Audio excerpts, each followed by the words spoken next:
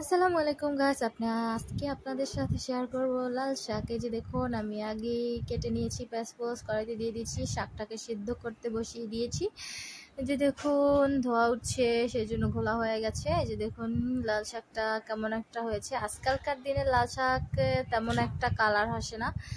যে দেখুন পানিটা টানিয়ে নিব, একদম শুকিয়ে নিব,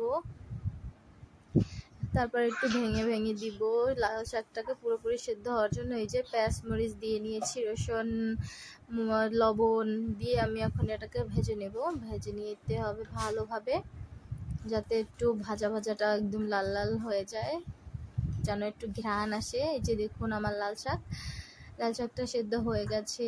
এখন এটাকে আমি এটার ভিতরে ভেজে তারপর দিয়ে দিব। এই যে দেখুন ভেজে নিচ্ছি।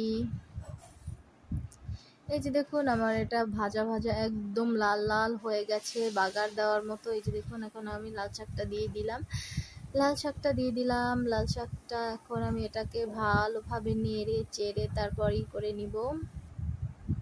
এই যে দেখুন আমার লাল শাক আমি ফেটিয়ে নিয়েছি, কিরকমের একটা হয়েছে, একদম নরম নরম হয়ে গেছে, বাট কালারটা আসেনি। এই যে দেখুন হয়ে গেছে। ওকে গাইস, সবাই ভালো থাকবে, টাটা, আসসালামু আলাইকুম।